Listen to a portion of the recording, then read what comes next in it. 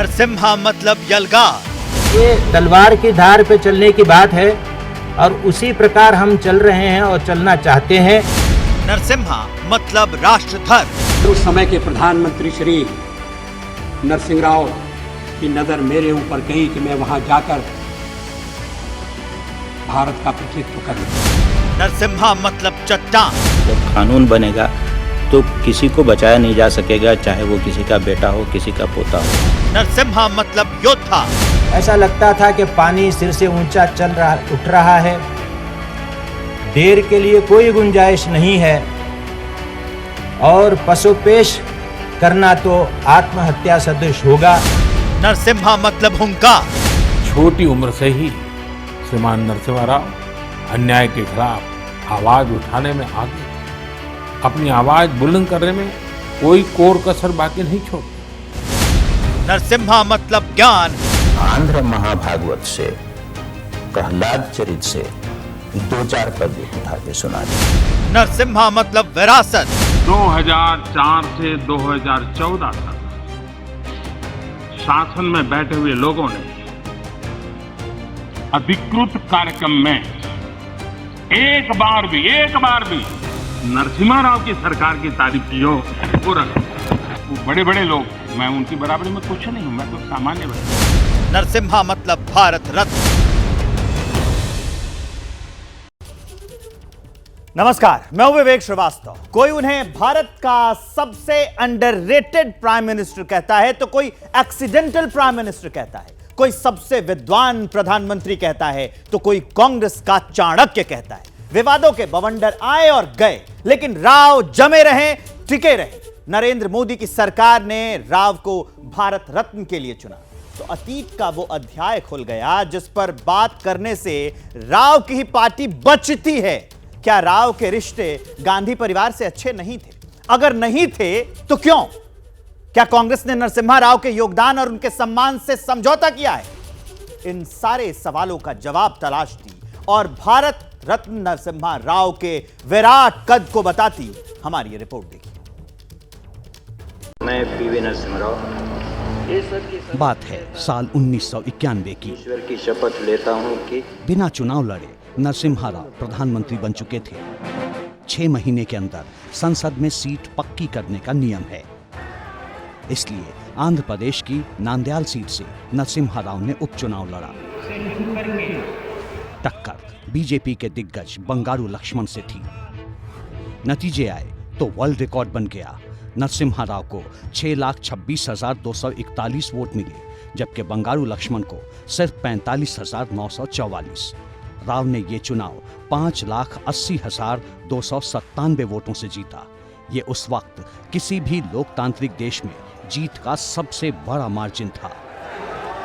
प्रचंड बहुमत के साथ नरसिम्हा राव संसद पहुंच गए, लेकिन प्रधानमंत्री का पद नरसिम्हा राव को सिर्फ संयोग से मिला था। अगर राजीव गांधी की हत्या न हुई होती तो नरसिम्हा राव कभी प्रधानमंत्री न बन पाते। Mister speaker sir, Narasimha Rao ने जिस तरह अल्पमत की सरकार चलाई, जिस तरह विवादों के भंवर से खुद को निकाला और पार्टी को संभाला, उसकी वजह से उन्हें कांग्रेस का चाणक्य कहा जाने लगा। 1994 में प्रधानमंत्री रहते हुए नरसिम्हा राव ने विपक्ष के सबसे बड़े नेता अटल बिहारी वाजपेयी पर भरोसा करके पार्टी और पाकिस्तान दोनों को चौंका दिया था। आगे की कहानी आप खुद अटल बिहारी वाजपेयी से सुनिए। जब जेनेवा में मानवाधिकारों के सम्मेलन में कश्मीर के सवाल को हमारे पड़ोसी ने उठाने का फैसला किया तो फिर उस समय के प्रधानमंत्री श्री नरसिंह राव की नजर मेरे ऊपर गई कि मैं वहां जाकर भारत का प्रतिनिधित्व करूं। हमारे पड़ोसी देश के लोगों को बड़ा आश्चर्य हुआ, वहां के नेताओं को बड़ा ताज्जुब हुआ। किसी नेता ने कहा भी कि भारत का लोकतंत्र विचित्र लोकतंत्र है कि प्रतिपक्ष का नेता अपनी सरकार के पक्ष को रखने के लिए जेनेवा जाता है। अटल बिहारी वाजपेयी से नरसिम्हा राव की दोस्ती बेमिसाल थी। दोनों विद्वान थे लेकिन विरोधी पार्टी में थे। दोनों के लिए इंडिया फर्स्ट था, लेकिन सत्ता की सीढ़ी अलग थी। शायद अटल बिहारी वाजपेयी से राव की नजदीकी और उनकी धार्मिक प्रवृत्ति को पार्टी के ही नेता सही ढंग से समझ नहीं पाए। चंद शब्दों में मैंने कहा कि वो हमारे नहीं, भाजपा के पहले प्रधानमंत्री थे। ये तो मैंने अरसों पहले लिखा है और आज आप इसको दोहरा रहे हैं, मेरे समझ में नहीं आता है। क्यों? क्योंकि जो मैंने कहा मैं उस पर सुदृढ़ हूं। मणिशंकर अय्यर ने जो खुले शब्दों में कहा है वो कहने से कांग्रेस के नेता तो बचते हैं, लेकिन बीजेपी बार बार राव का नाम लेकर कांग्रेस को घेरती है, आरोप लगाती है कि कांग्रेस ने नरसिम्हा राव के साथ न्याय नहीं किया। राहुल बाबा को स्वप्न आता है कि कांग्रेस पार्टी की सरकार बनेगी। मित्रों, आज भी एक महान तेलंगाना की जनता पीवी नरसिम्हा राव का जो आपने अपमान किया था वो भूली नहीं है। मेरा तो मानना है कि मोदी सरकार द्वारा नरसिंह राव को भारत रत्न देना भारतीय राजनीति की एक बहुत बड़ी विडंबना है। उन्होंने, ये ठीक है कि भारत को उन्होंने एक नई अर्थनीति का मॉडल दिया और उसको उन्होंने लागू किया, लेकिन उन्हीं के शासनकाल में बाबरी मस्जिद का ध्वंस हुआ। अगर बाबरी मस्जिद उस तरीके से नहीं टूटी होती और प्रधानमंत्री के तौर पर उन्होंने बाबरी मस्जिद बचाने के लिए कुछ नहीं किया।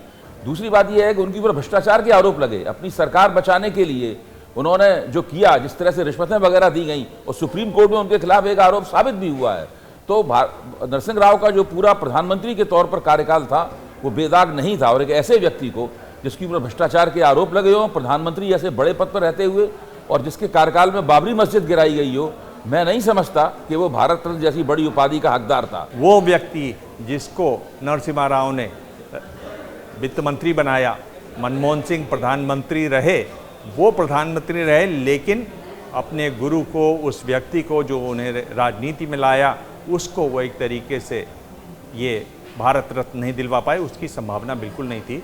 ये अगर आप समझें कि किस तरह के रिश्ते रहे, कांग्रेस अगर में वही चल पाता है जिसके रिश्ते गांधी परिवार से सही हो, वही हाई कमान है।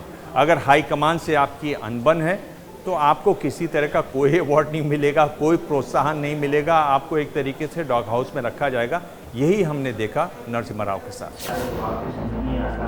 तो क्या वाकई कांग्रेस पार्टी ने अपनी धरोहर देश के नरसिम्हा को भुला दिया? क्या कांग्रेस ने राव की उपेक्षा की? ये सवाल राहुल गांधी की भारत जोड़ो यात्रा के दौरान भी उठे थे। भारत जोड़ो यात्रा के दौरान राहुल गांधी ने कई स्मारकों का दौरा किया था। वो जवाहरलाल नेहरू, इंदिरा गांधी, राजीव गांधी और यहाँ तक कि अटल बिहारी वाजपेयी के समाधि स्थल पर गए थे, उन्हें श्रद्धांजलि दी। लेकिन हैदराबाद में यात्रा के दौरान वो पीवी नरसिम्हा राव के समाधि स्थल पर नहीं गए। नरेंद्र मोदी भी मानते हैं कि कांग्रेस ने नरसिम्हा राव के योगदान को सम्मान नहीं दिया। 2004 से 2014 तक शासन में बैठे हुए लोगों ने अधिकृत कार्यक्रम में एक बार भी अटल जी की सरकार की तारीफ की हो, उनके अच्छे कामों का उल्लेख किया हो, तो जरूर इस पटल पर रखें। इतना ही नहीं, अटल जी छोड़ो, नरसिम्हा राव की सरकार की तारीफ की हो, वो रखें। जैसे ही घड़ी का काटा दोपहर 2:30 पे आए, बबीता जी का दिल सास बहू साजिश के लिए मचल जाए। और ये है इनकी बहू, पूरे दिन ऑफिस की टेंशन हो जाए गॉन जब ये करें अपना फेवरेट शो फ्री टाइम पे ऑन। इनकी तरह आप भी देखिए अपना फेवरेट शो अपने टाइम पर और डाउनलोड कीजिए एबीपी लाइव ऐप अपने स्मार्ट टीवी पर।